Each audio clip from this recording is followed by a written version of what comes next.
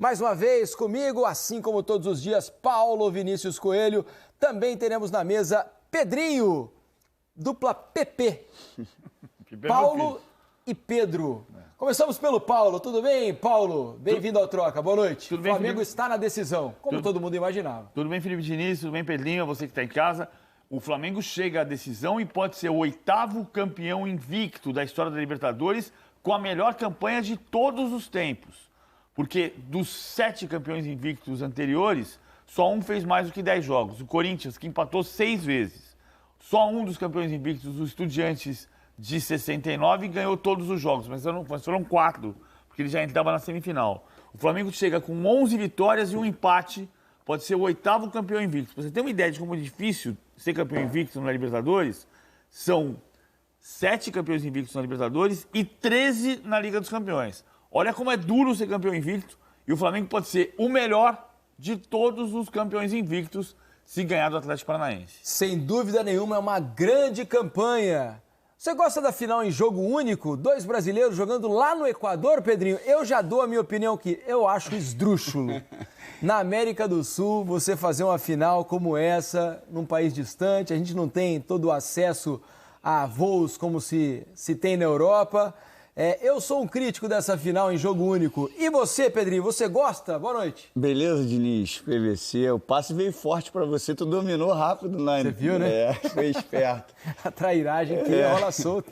Mas, cara, assim, com relação à América do Sul, poderia ter, de repente, algum critério que quando fossem 2 times do mesmo país, que entrassem em um acordo para arrumar uma sede dentro do próprio país em um estado que não favorecesse jogo ninguém. em Brasília, Manaus. Porque, assim, é uma cultura diferente da Europa, né? Com relação à Champions, né? Tudo lá é mais fácil, transporte, né? Mais perto. Enfim, cara, aqui, decisão única eu acho legal. Mas com 2 times do mesmo país, poderia ser dentro do próprio país. Agora, o Vinícius arrumou 2 lugares neutros, né? Brasília, Manaus.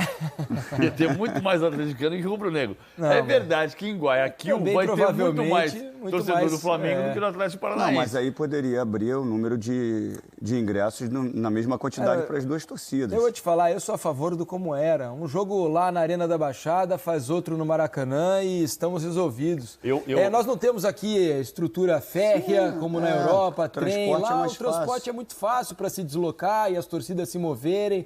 Aqui é tudo muito mais difícil, né? Por isso, assim, lá eu acho a ideia legal. Aqui, acho mais complicado, eu diria. Mas vamos combinar o seguinte também. Quando você tem uma final Chelsea-Bayern de Munique em Munique, como aconteceu, a torcida do Bayern estava lá, ninguém saiu de Londres para Munique de trem. Você foi de avião. Sim. É mais perto, de fato. Eu sempre fui a favor do que você está dizendo. Sem contar o poder aquisitivo, né? Lá na Europa, que é muito maior do que daqui. Eu acho que sim, a gente tem uma característica diferente, sim, mas as finais recentes, tirando do Maracanã, porque não tinha público, né? Tinha 5 mil convidados por causa da pandemia, a final de Lima foi uma festa enorme. Foi muito legal. Apesar de, conceitualmente, eu concordo com você, mas as finais de Lima e Montevidéu, especialmente eu falo de Lima, porque em Lima eu estava, foi sensacional. Foi muito legal. A confraternização de torcedores do Flamengo e do River Plate deu muito certo ali. Eu saí de Lima com um ponto de vista diferente do que eu cheguei, pela festa, pela maneira como aconteceu.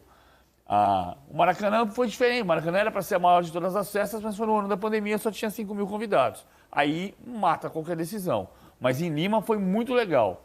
Em Montevidéu também foi. Foi diferente, mas foi muito legal também. Eu tenho a dúvida Foi diferente porque eu não estava lá. Não, sim, quando chegam 2 das maiores torcidas da América, como foi, por exemplo, no caso de Flamengo e River Plate, beleza. Mas e quando der uma super zebra? Será que nós teremos estádio lotado? Essa super zebra, vamos supor aqui, tá? Vamos dar um exemplo Nacional, aqui. Independente Del Valle. Independente Del Valle, Atlético Nacional jogando no Maracanã. Mas não aconteceu nada em Quito também. Vai encher no Maracanã? Mas em Quito também não. Então, é ruim, né? Você desvaloriza o produto. Mas aí você não vai deixar o Independente Del Valle não jogar a final? Mas seria mais legal jogar uma na sua casa, ele vai lotar o estádio lá. Mas o critério dos 2 jogos é você pegar um jogo bem ruim, né? Por causa de mando de campo, né? Um time bem fechadinho, aquela historinha que a gente já sabe, né? Veremos como será essa decisão. O fato é que é Guayaquil, exato. até prova em contrário. Exatamente. Teve uma conversa de que não poderia receber, depois voltou a receber. Por enquanto, está confirmada a decisão em Guayaquil, no Equador. Boas lembranças. Tenho boas lembranças. Tem boas lembranças, né? Pois é, o Pedrinho foi feliz lá, jogando contra o Barcelona, né, Pedrinho? Libertadores de 98. Vasco campeão com o Pedrinho em campo. Teremos então agora mais uma decisão entre rubro-negros. O Atlético Paranaense e o Flamengo vão se enfrentar por lá. Vamos começar então a projetar essa decisão. Daqui a pouco a gente vai falar do jogo de hoje, a vitória do Flamengo, mais uma sobre o Vélez Sarsfield. Flamengo chega em igualdade de condições com o Atlético Paranaense ou há algum favorito para você, PVC? O Flamengo chega favorito. Só é importante você pegar o seu dicionário aí em casa, você vai ali na letra F, olha F mais A mais V, vai favorito. Eles não vão entender, viu, Pedro? Não vão entender. Não vai estar escrito vencedor antes de começar o jogo, não está escrito isso. Favorito é o predileto, que não é o caso aqui, mas é o que tem mais, na gíria do futebol, é o que tem mais chance de ganhar. O Flamengo tem mais pela campanha. Né? O Atlético vem, depois dos mata-matas, com o Filipão, a gente falou ontem, ele tem 5 vitórias e 3 empates.